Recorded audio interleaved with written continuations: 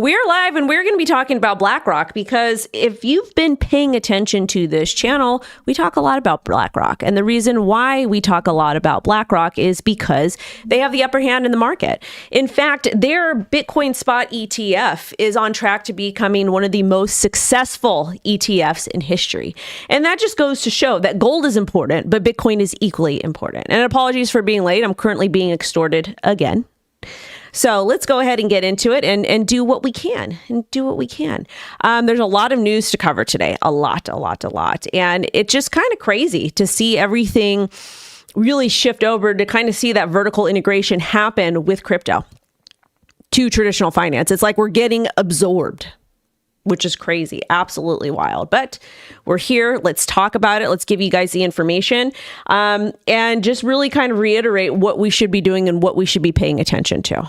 And I'm not going to be giving shout outs in the chat today. I'm just not in the best of moods. I just want to get through the stream and I've got to take care of my mom and do all kinds of stuff today. But thank you all so much for being here. I greatly appreciate it. Now, let's take a look at the current market cap right now, or not market cap, but just altcoins in general. So when we're taking a look at altcoins over here, we're down a little bit, which makes sense because Bitcoin is also down as well. We tapped onto $111,000 support.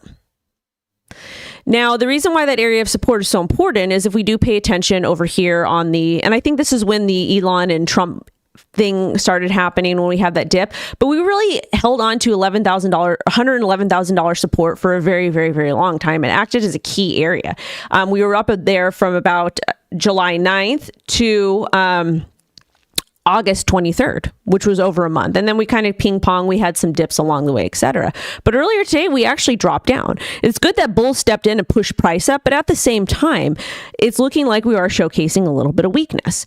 And that does make sense because of all the leverage and the volatility that happened over the weekend. And the good thing about, and again, it's hard, and I'm not discounting anybody that went through anything, but moral of the story is too many people were using leverage. Leverage positions got completely wiped out. And even though it was upwards of $20 to $30 billion, it wasn't as bad as a crypto contagion when we saw all the centralized exchanges going down, primarily because we saw 1.6 billion liquidations then, but that didn't account for the billions and billions of dollars of customer assets that got left on these centralized exchanges that people lost. It was a big loss over there. And this is a little bit different. It was part of a black swan event, and it wasn't really dictated by the tariffs those weren't helping. But at the same time, it is what it is. And we can continue to move on and we can reanalyze our trading and investing portfolios. Now for Ethereum. Ethereum is currently trading at $4,100. We also saw a similar dip over here. Solana, we are above support, about $202. XRP, $251. XRP is not looking great at all. This is a really, really, really nasty drop. But the good news is there's a lot of interest in options and spot XRP ETFs. I believe there's currently 6 right now that we're waiting to get approved between the 18th and 24th of this month. Chainlink is also struggling to get back above. ADA as well, and HBAR as well. And that's primarily because of just market sentiment. Now, if you're somebody who is not a good trader, not a good investor on your own, feel free to take a look over with our partners at iTrustCapital. If you guys are interested, one of the cool things that they do is that they allow you to essentially merge over your IRAs, which is really good because some people we have money locked up in our 401ks or our IRAs or those types of accounts, and we're not necessarily able to do anything with those until we're 65. But the cool thing about iTrustCapital is you can roll over your 401k, TSP, 403b, 457, and more to a crypto IRA. And they offer crypto IRAs, which are traditional Roth and SEP and premium custody accounts. I have a crypto SEP to kind of help offset taxes, but you do need to talk to your financial advisor about that or your CPA and those types of things. Scott, my CPA, he's on my website. He's really, really, really great. Also, you can trade over 80 cryptos, including Bitcoin, Ethereum, XRP, Solana, 24/7, and precious metals, low cost and no monthly fees. And Ethereum and Solana staking are available now. And make sure to use code Wendy9 when you sign up. Thank you so much, Lawrence, for the $10 super chat. I greatly appreciate it. Thank you so much, Tim, for the $20 super chat. I greatly appreciate it.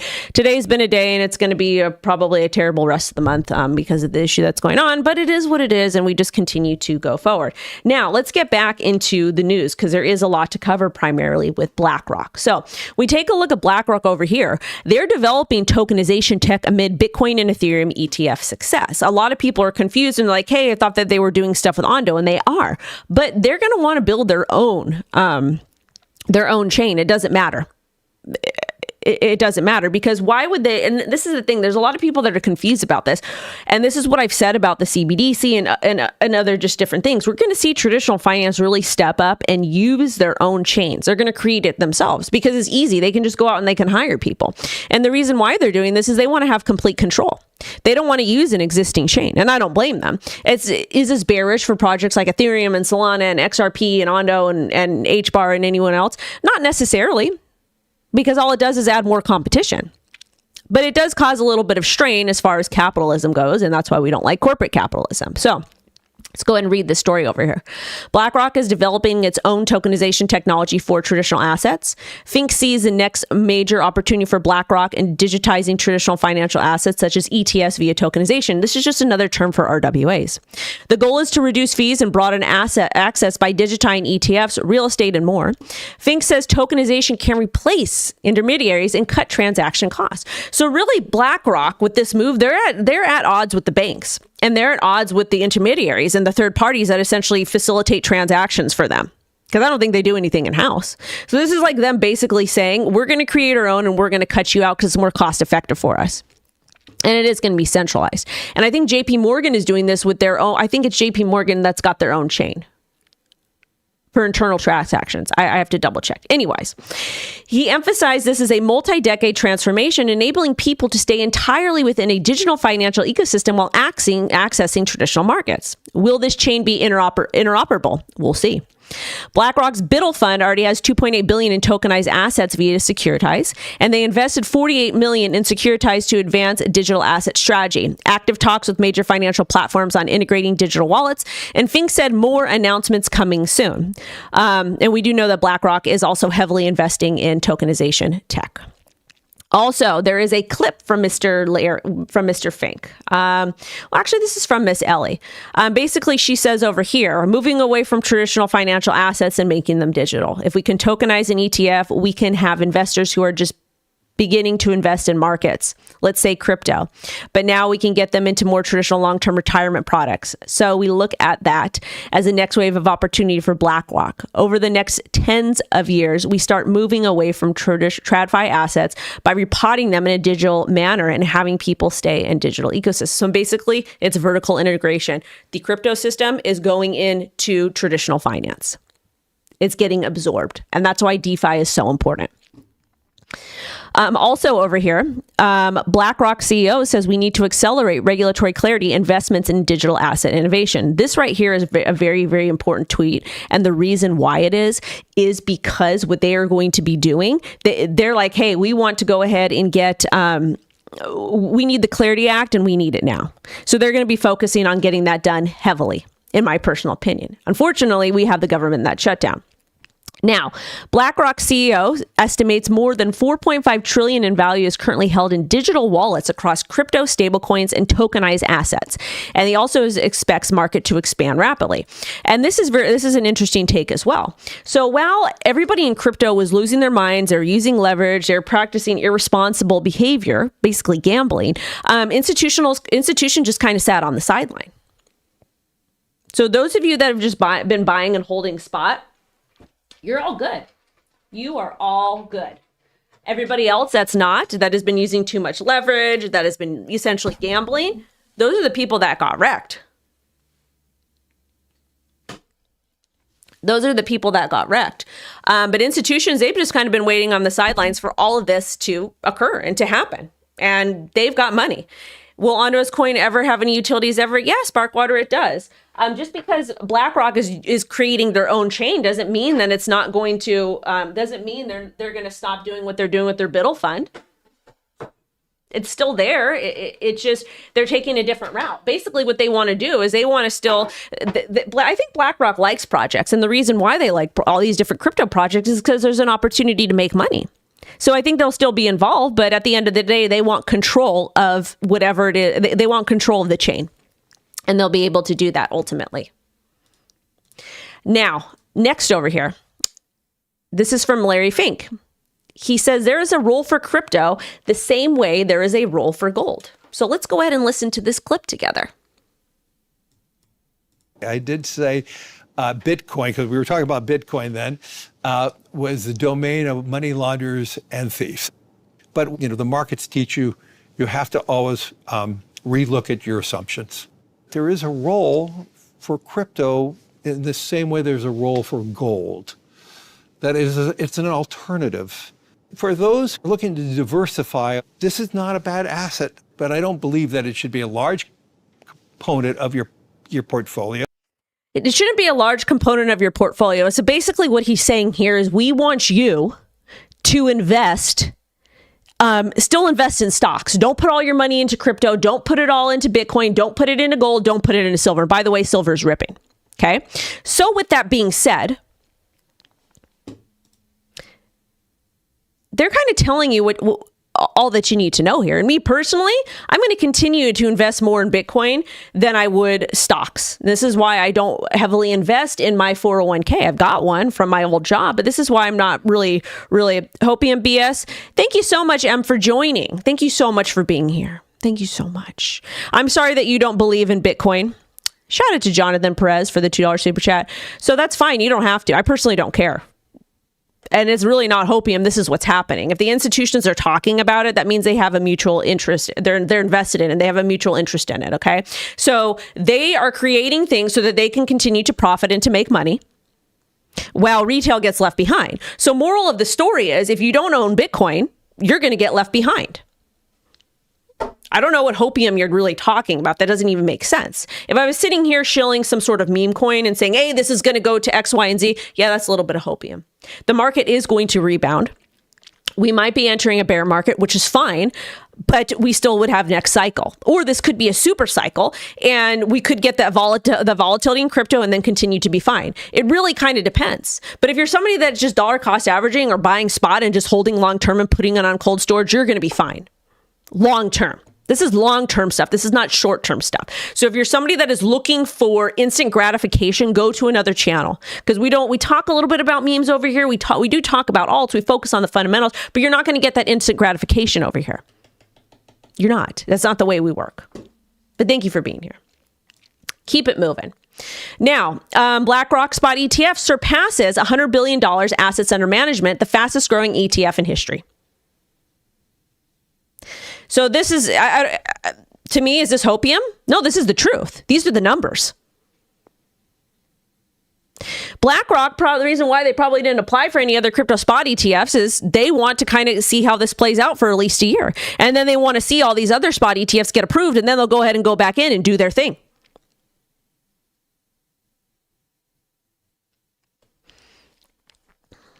So I don't know.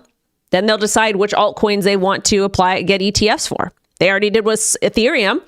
So I would imagine everything that's currently in the queue to be approved as a spot ETF, they will probably look and see those results and then probably apply for those, or they won't. I mean, I don't see why they wouldn't. They want to tokenize everything, which if we go back over here, to tokenization, there's more than 4.5 trillion value currently held in digital wallets across crypto stable coins and tokenized assets. Why don't they want a piece of that? They're going to get a piece of it. So BlackRock's Q3 earnings smashes forecast as revenue surges 25%, driven by record iShares ETF demand. We just keep on going here. Q3 revenue surged 25% to 6.51 billion, beating expectations. Total net inflows hit 205 billion, with 153 billion from iShares ETFs. Assets under management grew 17% to 13.46 trillion, and crypto holds 104 billion in assets, generating 61 million in revenue. 2 days in a row, this is the second day. Total spot Bitcoin ETF trading volume surpasses 1 billion in the first 10 minutes of trading today, and this happened yesterday.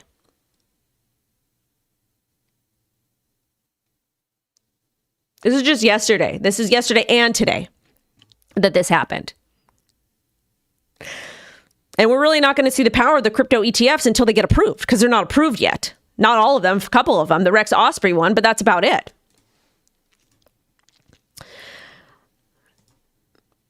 And there's some Ripple news. We'll go ahead and give you some Ripple news over here. We'll go ahead and give you some of this because we got some time. Ripple partnered with ImmuneFi to host an attackathon to find bugs in a proposed XRP lending protocol. Program encourages white hat hackers to test the protocol's security. Lending protocol aims to offer fixed-term, uncollateralized loans without smart contracts, relying on off-chain credit worthiness checks. So shout out to Ripple and XRPL. Chainlink, they just announced a partnership with SP Global Ratings, the world's leading provider in independent credit ratings. This is going to get interesting. Stablecoin stability assessment rank stablecoins by ability to maintain fiat value. Data available in real time to DeFi protocols and smart contracts via Chainlink's data link. And it's launched on Base and supports more than 2,400 financial institutions and developers in Chainlink. As far as BNB Chain, they're going to be giving a $45 million reload airdrop. This is coming. So if you're somebody that used and played around with PancakeSwap or Binance Wallet or Trust Wallet, but this is really for meme coin traders. And it's going to be for meme coin traders who traded meme coins in the past week. I don't qualify because I stayed away from those. Full distribution by early November, and the first batch starts this week. Bitmine also made some news over here. They announced Ethereum holdings exceeding 3.03 million tokens and total crypto and cash holdings of $12.9 billion. They own more than 2.5% of the total Ethereum supply, and they're aiming for 5%. And what they're going to do here is they are going to stake this, and they are going to get that passive income. That's what they're going to do. Am I still planning on selling most of my Ethereum? Yes. This one is an interesting story, especially with all the tariff drama that's happening.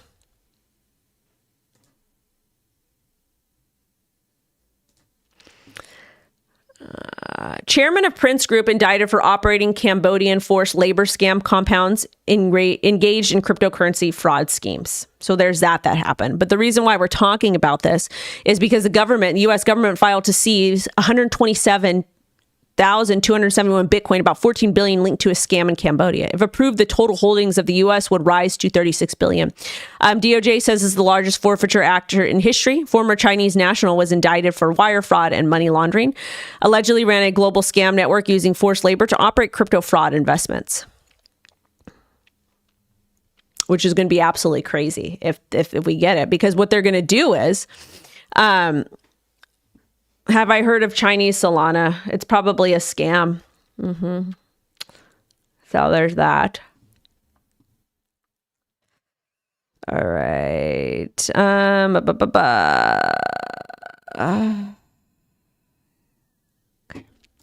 So there's that.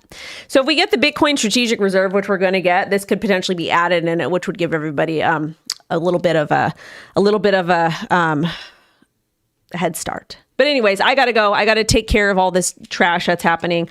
And I will be back. I'm going to work on a video for you guys at 2 p.m. PT. And then I've got the news wrap up at 6 p.m. PT. And then, I'll be back tomorrow live streaming at 10:30 a.m. PT. Bye, babies. Thank you.